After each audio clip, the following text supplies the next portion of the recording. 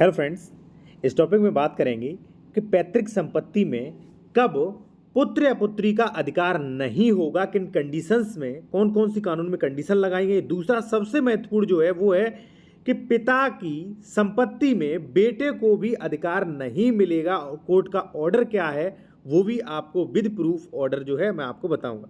तीसरा कि आप अगर कोई मान लीजिए बदतमीज पुत्र है, आप अगर मान लीजिए पहले से ही उसे बेदखल करना चाहते हैं अपने जीते जी, तो उसका लीगल प्रोसेस क्या है।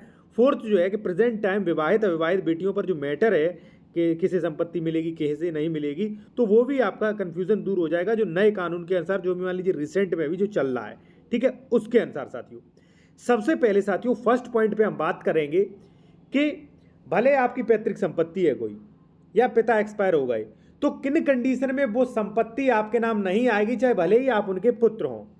तो देखिए साथियों, जो हिंदू उत्तराधिकार अधिनियम है उसके अनुसार ऐसी 5 नियोग्यताएं दी गई हैं जब आप पैतृक संपत्ति पाने के हकदार नहीं होंगे। वो 5 नियोग्यताएं क्या क्या हैं वो मैं आपको बता दूं। साथियों फर्स्ट में आती है शारीरिक नियोग्यताएं, ठीक है। अब शारीरिक नियोग्यताएं कई प्रकार से, जैसे मान लीजिए कोई ऐसा बेटा है जो मान लीजिए जन्म से मान लीजिए बिल्कुल दिमाग से बिल्कुल मान लीजिए उसमें दिमाग नहीं है, तो ऐसे बेटे को संपत्ति क्या होगी, ठीक है। दूसरा मान लीजिए मस्तिष्क नियोग्यताएं, ठीक है, शारीरिक नियोग्यताएं, दूसरा मस्तिष्क नियोग्यताएं, तीसरा नैतिक नियोग्यताएं, और साथियों चौथा जो है वो है धार्मिक नियोग्यताएं। धार्मिक नियोग्यताएं जैसे मान लीजिए किसी ने मान लीजिए अगर धर्म परिवर्तन कर लिया है, ठीक है, तो ऐसी कंडीशन में धार्मिक नियोग्यताएं तो ऐसी कंडीशन में नहीं मिलेगा, ठीक है। पांचवा जो है वो है साथियों साम्य पर आधारित नियोग्यताएं, ठीक है। ये ऐसी 4-5 कंडीशन है जब पैतृक संपत्ति में आपका हिस्सा नहीं मिलेगा, यानी कि दादा परदादा एक्सपायर हो जाते, आप भले उनके बेटे हो फिर भी आपको संपत्ति में हिस्सा नहीं मिलेगा। ये नियोग्यताएं हैं। और मान लीजिए मिल भी जाता है तो दूसरा भाई अगर ऑब्जेक्शन कर देता है तो ये संपत्ति फिर नहीं मिलेगा आपको, ठीक है ना। अब साथियों हम बात करेंगे जो सबसे महत्वपूर्ण पॉइंट है, सेकंड पॉइंट, कि पिता की संपत्ति में बेटे को कब अधिकार नहीं मिलेगा, यानी कि बदतमीज बेटे को कब अधिकार नहीं मिलेगा, और कोर्ट के आदेश के बारे में। लेकिन उससे पहले मैं आपको एक चीज़ और बताना चाहूँगा। यदि आप कोई लीगल एडवाइस लेना चाहते हैं, कई लोग कॉन्टैक्ट नंबर मांगते हैं, लीगल एडवाइस संबंधी कोई भी आपको लेनी है तो कॉन्टैक्ट नंबर हमारा वीडियो की डिस्क्रिप्शन में मेंशन किया गया है। और यदि मान लीजिए आप कोई प्रॉपर्टी के डॉक्यूमेंट्स वगैरह चेक करवाना चाहते हैं तो वो भी करवा सकते हैं, कॉन्टैक्ट नंबर वीडियो की डिस्क्रिप्शन में मेंशन किया गया है। साथियों जो सबसे जरूरी जो पॉइंट है इसमें वो है कि बदतमीज बेटे को कब अधिकार नहीं मिलेगा और कोर्ट का वो आदेश कहाँ है, वो कानून कहाँ है, जो कि बहुत आवश्यक है। क्योंकि कई जो बदतमीज बेटे जो होते हैं पिता को परेशान करते हैं, माता को परेशान करते हैं, ठीक है, और मान लीजिए फिर भी उनकी संपत्ति में हक मिल जाता है।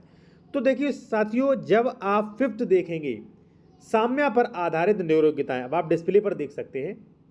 मृतक की हत्या करने वाला व्यक्ति मृतक की संपत्ति में दाय प्राप्त करने का अधिकारी नहीं होगा, यानी कि उत्तराधिकार प्राप्त नहीं कर सकता अगर मृत्यु कर दी तो, ठीक है।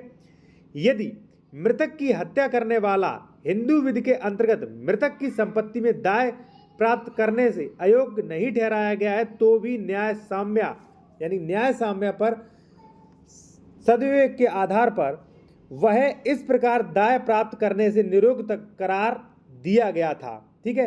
हत्या करने वाला व्यक्ति ना तो स्वयं ना उसके माध्यम से कोई अन्य व्यक्ति मृतक की संपत्ति में दाय प्राप्त करने का अधिकारी हो सकता है।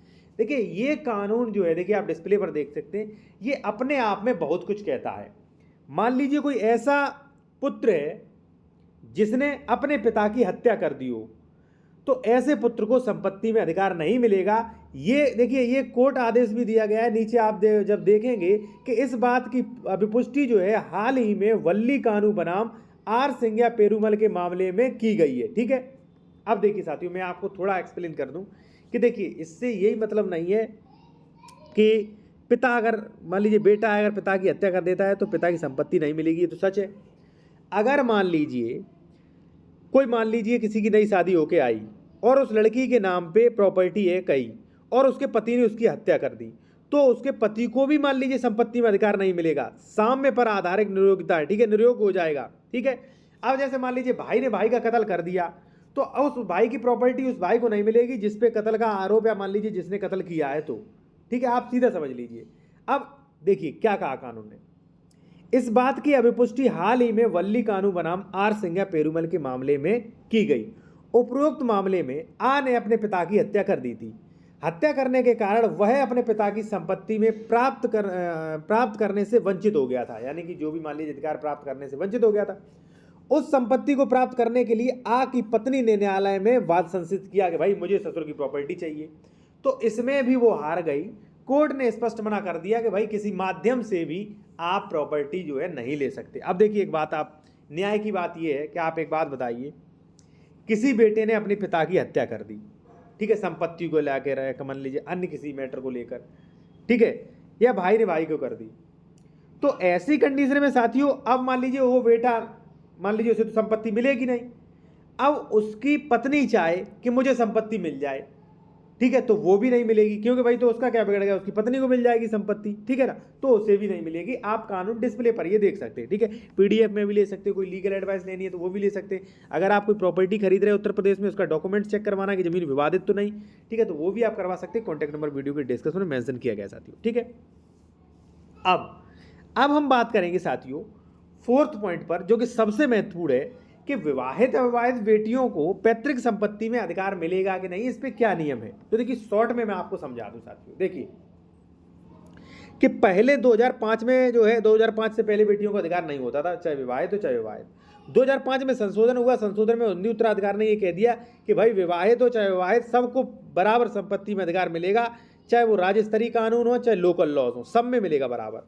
लेकिन साथियों कुछ राजस्व संहिताएं, राज्य स्तरीय नियम है जो वो अभी भी रिस्ट्रिक्शन लगाते हैं, ठीक है।